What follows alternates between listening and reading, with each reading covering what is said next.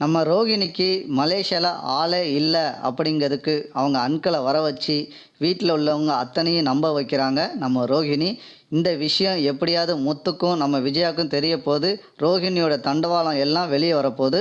சிறகடிக்க ஆசை அடுத்தது எப்படி போகுதுன்னு பார்ப்போம். மறக்காம நமது சேனல சப்ஸ்கிரைப் பண்ணிக்கோங்க. இங்க பார்த்தீங்கன்னா, ரோகிணி மலேசியால ஆள் இல்ல அப்படிங்கிறது நிரூபிக்கிறதுக்கு அவங்க அன்கள வர வச்சு, வீட்ல ஒரு பெரிய சம்பவமே பண்ணியிருக்கு. அப்படி என்ன சம்பவம் பண்ணாங்கன்னு பார்த்தீங்கன்னா, ரோகிணி நல்ல ஒரு திட்டத்த போட்டு, அங்க மலேசியால அப்பாவே இல்லாத எப்படி அந்த காய நவட்டணும் அப்படின்னு ஒரு ஸ்கெட்ச் போட்டு, அவங்களும் திவ்யாவும் நல்லா ஒரு அவர வர சொல்லி, நல்லா மேக்கப் பண்ணி, செயின், நகை எல்லாத்தையும் போட்டு வர சொல்லி, ரோகிணி உங்க அப்பாவ ஜெயில்ல வச்சு அவங்கள தீர்த்துக்கிட்டாங்க அப்படின்னு சொல்ல, உடனே ரோகிணி மயங்கி விழுந்துருதாங்க. உடனே இத கேட்ட விஜயாவுக்கு பயங்கரமா ஒரு ஷாக் ஆவுது. விஜயா என்னாச்சு? ஏதாச்சு? அப்படின்னு கேட்க, உடனே அவங்க அப்பாவுக்கு சொத்து நெறைய இருக்கிறதுனால, அதுக்கு ஆசைப்பட்டு எல்லாரும் வந்து இப்படி ஒரு விஷயத்த செஞ்சுட்டாங்க. அப்படின்னு அவரு சொல்றாரு நம்ம அங்கிள். அத அவருங்க கேட்டோனே நம்ம ரோகிணி எந்திரிக்கவும் இல்ல. விஜயாவுக்கு பயங்கரமா ஒரு மனசுல என்ன சொல்ல, ஏது சொல்லன்னே தெரியாம முழிச்சிட்டு இருக்காங்க. இந்த சைட்ல அண்ணாமலை பதறுதாரு. "என்ன காரணம்? இப்படி நடந்து போச்சே!" அப்படின்னு வருத்தப்படுறாங்க. உடனே முத்து நினைக்கிறாரு, "இது உண்மையா இருக்குமா? இருக்காதா? ஒரு குழப்பமெல்லாம் இருக்கு. இது நம்ம மலேசியா போறேன்னு சொன்ன பிறகு தானே இவரு திடீர்னு கிளம்பி வராரு. இதுவரைக்கும் பார்த்தீங்கன்னா, என்னலாம் சொல்லியிருந்தா அந்த கண்ட்ரில இருக்கு, இந்த கண்ட்ரில இருக்குன்னு சொன்னிக்கிட்டு இருந்த ரோகிணி, திடீர்னு இந்த பார்லாமா எப்படி இவங்கள வர வச்சாங்க?" அப்படின்னு நம்ம முத்து யோசிக்காரு. இந்த சைட்ல மனோஜ் பார்த்தீங்கன்னா, ரோகிணிய தண்ணிய கோரி முகத்துல தெளிச்சு எழுப்புறாங்க. எழுப்புனோனே ரோகிணி எந்திரிக்கிறாங்க. "என்னாச்சு? ஏன் அப்பாவுக்கு இப்படி நடந்தது?" அப்படின்னு அழுதுன்னு அழுறாங்க.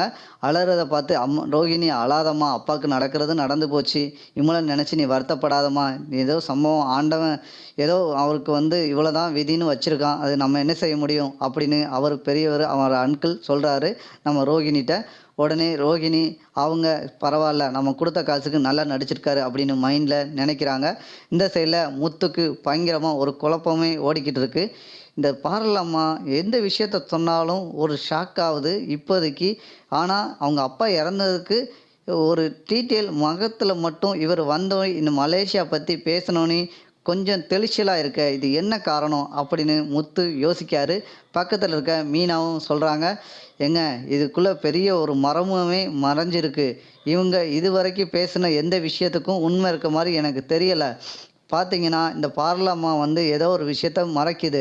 இப்போ நம்ம மலேசியாவுக்கு பாஸ்போர்ட்லாம் எடுத்து எல்லாரும் கிளம்ப போறோம் அப்படின்னு சொன்ன பிறகு தான், இங்க பார்த்தீங்கன்னா இவரு வந்திருக்கிறாரு. எனக்கு இவரு மேலேயும் நம்பிக்கை இல்ல. இவரு மலேசியால அந்த கண்ட்ரி, இந்த கண்ட்ரிக்குலாம் போன மாரி தெரியல. இவரு பக்கத்துல தான் எங்கேயோ இருந்து இவங்க நாடகம் போட்டு இவங்கள கூட்டு வந்த மாரி தான் தெரியுது. இது சீக்கிரத்திலே கண்டே பிடிச்சு ஆவணும்னு மீனா இவ்வளோ விஷயத்தையும் நம்ம முத்துட்ட சொல்றாங்க. உடனே முத்தும், "ஆமா மீனா, இது இந்த பார்லம்மா ஏதோ ஒரு திட்டத்த போட்டிருக்கு. நம்ம 2 பேரும் இவ்வளோ விஷயத்தையும் தெரிஞ்சுக்கிட்டோம் பார்த்தியா? பாரதி அம்மாட்ட போய் இந்த விஷயத்த கேட்டிருக்கோம். இது எப்படியும் கன்ஃபார்ம் பண்ணி அவங்களும் பேசியிருப்பாங்க. நம்ம பார்த்தீங்கன்னா, திவ்யாட்ட போய் கேட்டிருக்கோம். திவ்யா ஃபோன் போட்டு சொல்லியிருப்பா. அதனால தான் அந்த பார்லம்மா இவ்வளோ விஷயத்தையும் செஞ்சிருக்கு.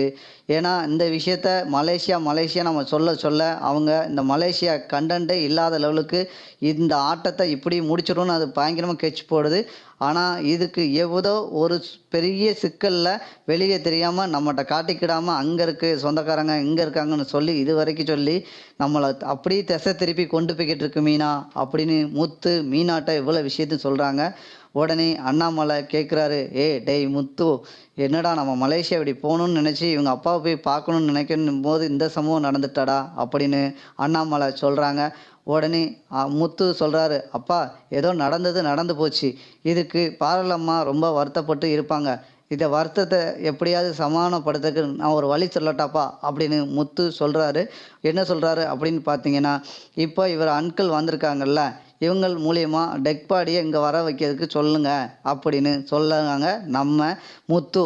என்னடா இப்படி சொல்ற? அதுக்கெல்லாம் நிறைய விஷயங்கள் ஆகுமே. ஆமா, இவங்க தான் இத்தனை வருஷமா வந்து கேஸ் நடத்துறாங்கன்னு சொல்றாங்க. அப்பன்னா எப்படி இருந்தாலும் பாடிய வெளிய குடுக்கத்தானே செய்வாங்க. பாடிய எப்படியாவது காட்ட சொல்லி ஒரு ஃபோட்டோ கூட கிடைக்காமயா இருக்கும். இவரு இந்த நியூஸ் தெரிஞ்சு இங்க வந்தவரு, இந்த டெட் பாடி கொண்டு வரதுக்கு சில ப்ரொசீஜர் இருக்கும் இல்லையா? அத எப்படியாவது நம்ம பார்த்தே தீரணும்னு முத்து அண்ணாமலைட்ட சொல்றாரு. உடனே விஜயா சொல்றாங்க, "ஆமா, சொல்றது கரெக்ட்டு தானே. அப்பன்னா அவங்களுக்கு பாடி இறுதிச் சடங்குல எல்லாமே நம்ம தானே செய்யணும். செஞ்சா தானே சொத்தெல்லாம் வரும் நம்ம பேருக்கு." அப்படின்னு விஜயா சொல்ல, உடனே அவரு பேசுறாரு, அவர் அங்கிள். "அப்படிலாம் கிடையாது. அவங்க சொத்து ஜெயில்ல இருந்து அவர் இறந்து போனதுனால அந்த சொத்து இது இவங்களுக்கு செல்லாது." அப்படின்னு சொல்ல, "அது எப்படி ஒரு மகன் இருக்கும்போது சொத்தெல்லாம் வெளிய தானே இருக்கும்." அப்படின்னு விஜயா கேட்குறாங்க. "அப்படிலாம் சொத்தே இருந்தாலும் அது அரசாங்கத்துக்குன்னு ஒரு சில விஷயம் அதுக்குன்னு சில திட்டங்கள் இருக்கு. அந்த கட்டுக்குள்ள தான் வச்சிருப்பாங்க. அத மீறி எந்த விஷயத்தையும் செய்ய மாட்டாங்க." அப்படின்னு அந்த அங்கிள் பேசுறாரு. உடனே ரோகிணி இதுக்கு எந்த விஷயமும் செவி சாய்க்காம கம்முன்னு இருக்காங்க. உடனே நம்ம விஜயா கேட்குறாங்க, "சரி, நடந்தது நடந்து போச்சு. அவங்களுக்குன்னு இவ்வளோ தொகை அங்கங்க இடம் போட்டிருப்பாங்க. அதுக்கடுத்து பணம் பேங்க்ல டெபாசிட் இருக்கும். அதில ஏதாவது கொஞ்சம் கூட இந்த ரோகிணிக்கு சுத்தமா வராதா?"